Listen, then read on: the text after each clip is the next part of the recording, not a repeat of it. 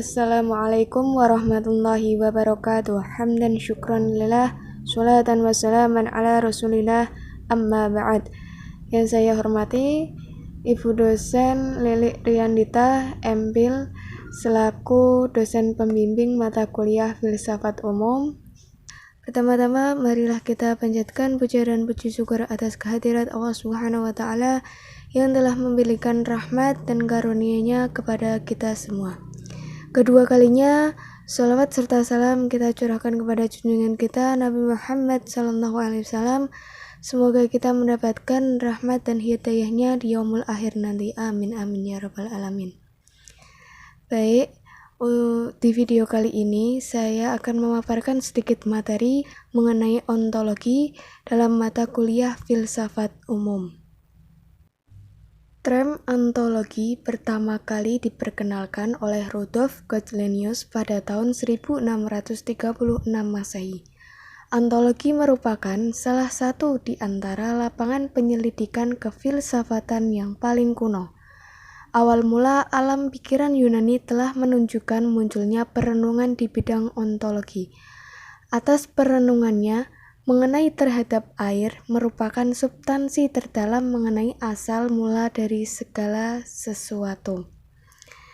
Yang selanjutnya, pengertian ontologi.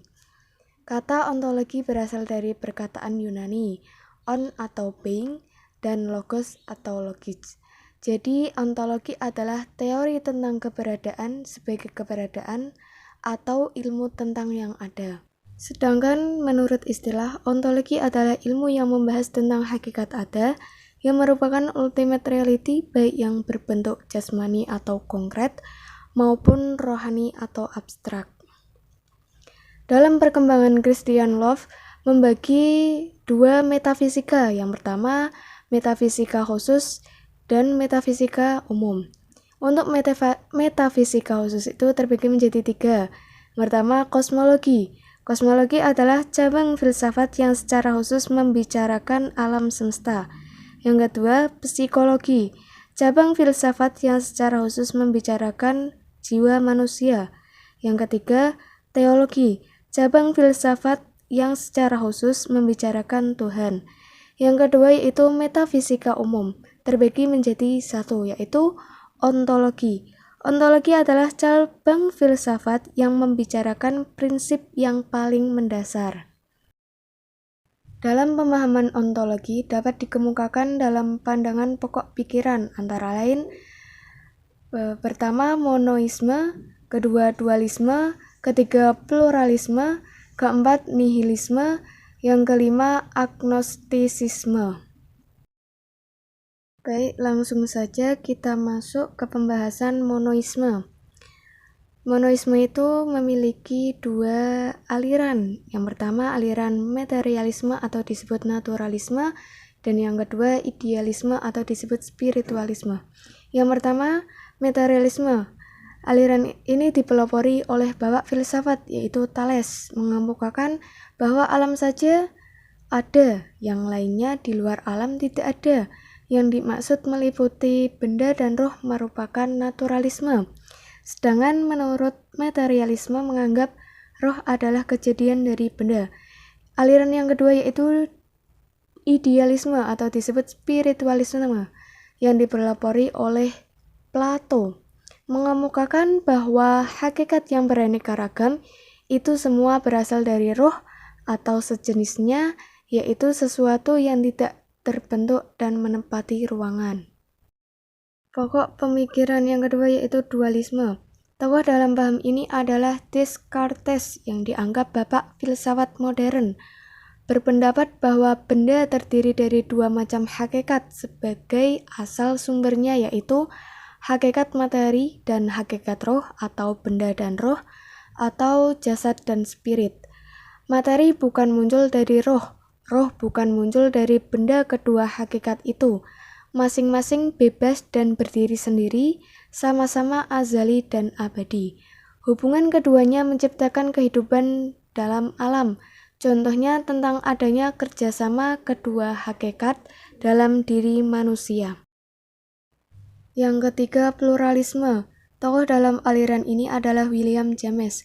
Berpandang bahwa segenap macam bentuk merupakan kenyataan. Dalam bukunya The Meaning of Truth, James mengemukakan tiada kebenaran yang mutlak, yang berlaku umum, yang bersifat tetap, yang berdiri sendiri, lepas dari akal yang mengenal, atau bisa dikatakan paham yang menyatakan bahwa kenyataan alam tersusun dari banyak unsur, lebih dari satu atau dua entitas. Yang keempat, nihilisme. Berasal dari bahasa Latin yang berarti nothing atau tidak ada. Doktrin tentang nihilisme sebenarnya sudah ada sejak zaman Yunani kuno, yaitu pandangan Gorgias yang memberikan 3 proposi tentang realitas. Pertama yaitu tidak adanya sesuatu pun yang eksis. Realitas itu sebenarnya tidak ada.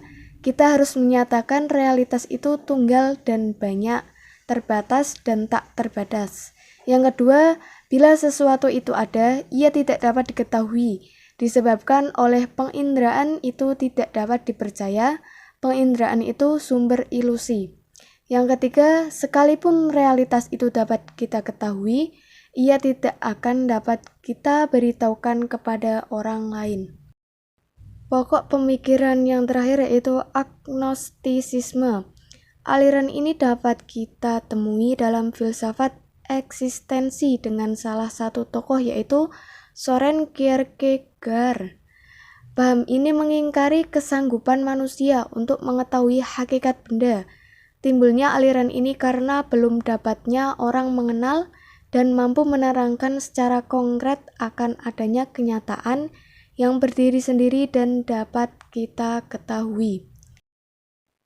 Di awal sudah terdapat pengertian ontologi. Nah, di sini saya akan menyampaikan pengertian mengenai ontologi dalam pengetahuan filsafat adalah ilmu yang mempelajari ada atau berwujud berdasarkan logika sehingga dapat diterima oleh banyak orang yang bersifat rasional, dapat dipikirkan, dan sudah terbukti keabsahannya. Dari pemaparan materi awal sampai akhir dapat disimpulkan istilah yang terkait dalam ontologi yaitu yang ada, kenyataan atau realitas, substansi, perubahan, tunggal, dan jamak. Mengenai pandangan pokok pikiran itu kan ada 5. Yang pertama, monoisme atau hakikat dari segala sesuatu yang ada adalah satu saja, baik berupa materi maupun rohani. Yang kedua, dualisme, segala sesuatu yang terdiri dari 2 hakikat yaitu jasad dan spiritual. Yang ketiga, pluralisme, berpandang bahwa segenap macam bentuk merupakan kenyataan. Yang keempat, nihilisme, doktrin yang tidak validitas, alternatif positif. Yang kelima, agnostisisme, paham yang mengingkari bahwa manusia mampu mengetahui hakikat yang baik berupa materi maupun rohani. Mungkin itu saja yang dapat saya sampaikan, karena di sini saya dalam proses tahap pembelajaran, jadi misal ada salah kata atau pengertian yang kurang jelas, mohon dimaafkan. Sekian, terima kasih. Wassalamualaikum warahmatullahi wabarakatuh.